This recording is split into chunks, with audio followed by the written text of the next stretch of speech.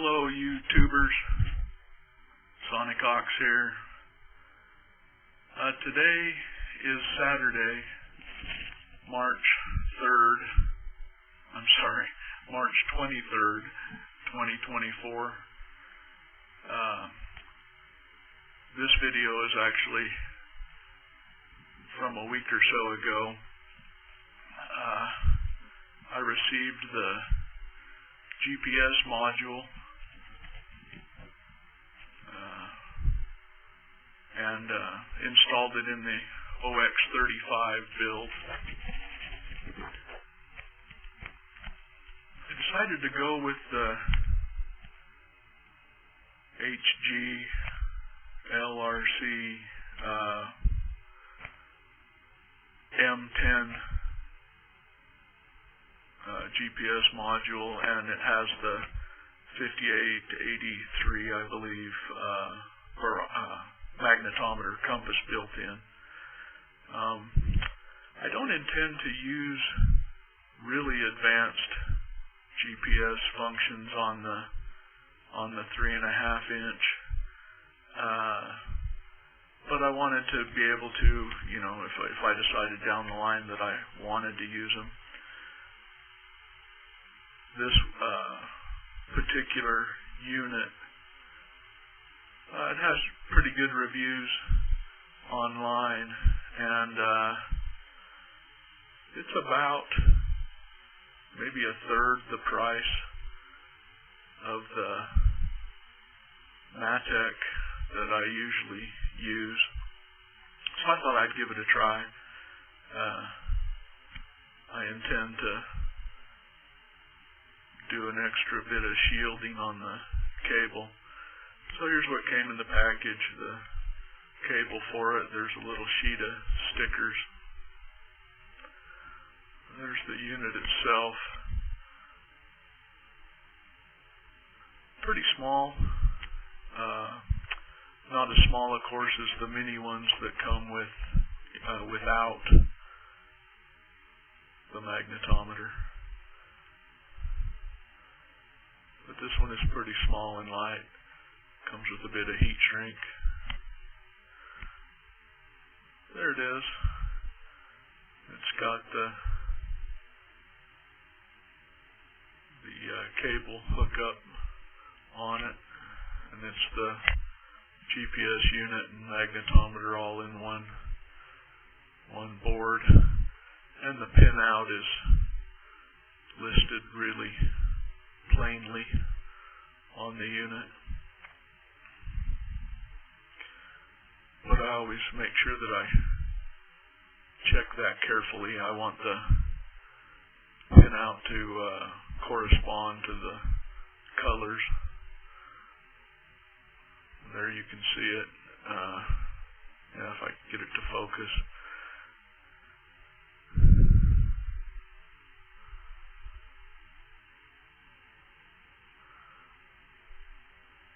You'll notice it has the 2 extra wires for the compass. There, that's correct.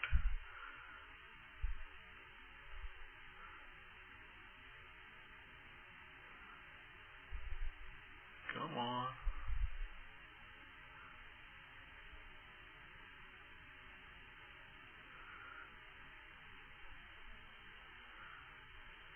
If I could operate my camera properly, you could see. So that's the M100.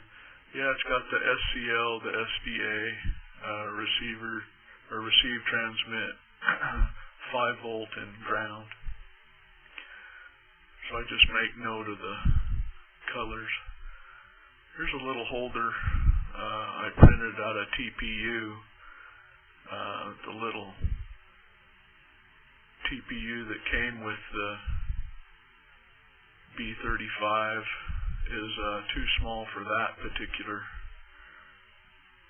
module, so I just printed one myself, and then I intend to hold it in there with a zip tie across the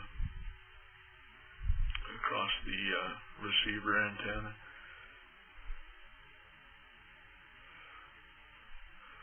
I've got a little slot in the bottom of the TPU for the cable to run through. I appear to be having some kind of a spastic attack here and can't get it fed through there.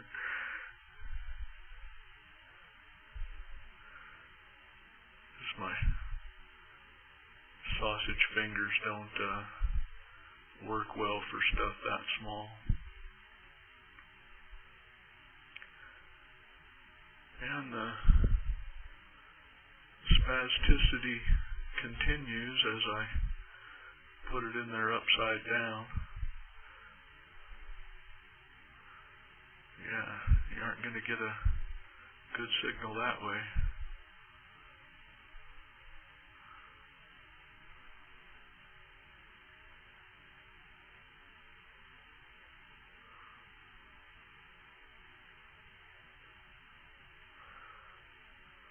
I printed that part pretty thin so that it would have some elasticity. It's still really strong. I don't see it tearing. And it would probably hold in there just fine even without the zip tie, judging from the amount of effort it took me to flip it over. So there it is. That's how it'll sit. I'm just going to put a zip tie on the other end too so that I don't have to encircle the whole unit with the zip tie. And then I'll just cut off the ends.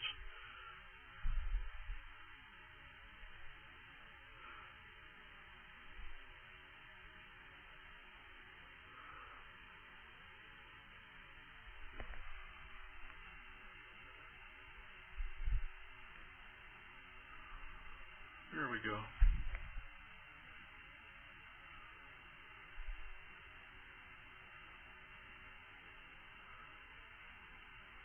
Where are my nippers?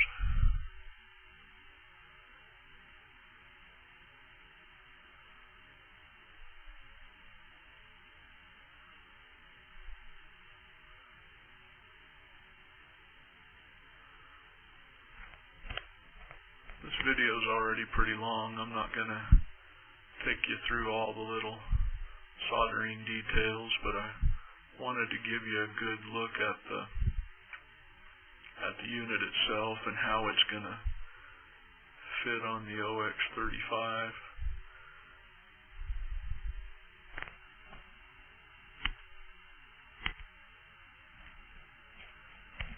Yeah, so let me grab that out and do a little mock-up.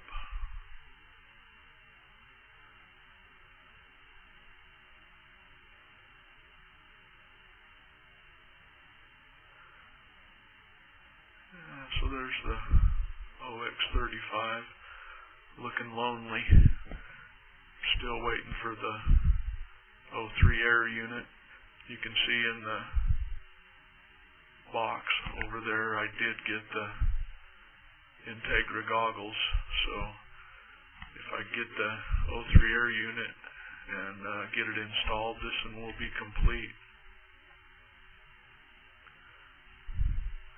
And there's how it'll fit. The B35 came with a couple little screws that go into that TPU and hold it really securely, and you can change the pitch of the unit itself. I like it flat. I think it works best that way.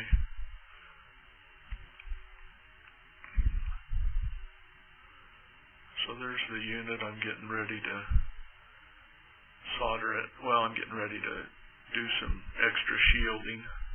So I took notes of the pin out and how you want the receiver wire to hook to the transfer side of the flight controller, and the transmit wire to hook to the receiver side of the flight controller. I'm using copper tape. I found this stuff works great for this kind of thing. You peel off a little wrapper on the back of it, and it's sticky. So I need an extra ground wire that I'm going to solder to the tape, and then do the other end to the ground pad on the flight controller. So I'm just going to twist those cables to where they're kind of round, and stick that copper tape. There, it's done. And I've got a couple little pieces of green heat shrink that I'm going to shrink down on it. Might be kind of tricky. It's getting a little crowded in there, getting that wire routed. And spoiler alert, it was kind of difficult. Not too bad. So I get that ground wire soldered on there, and I get the heat shrink in there. And there it is, all finished. I did have a setback. I had trouble with Betaflight recognizing the magnetometer, detecting it, and I actually had to reflash the Betaflight software.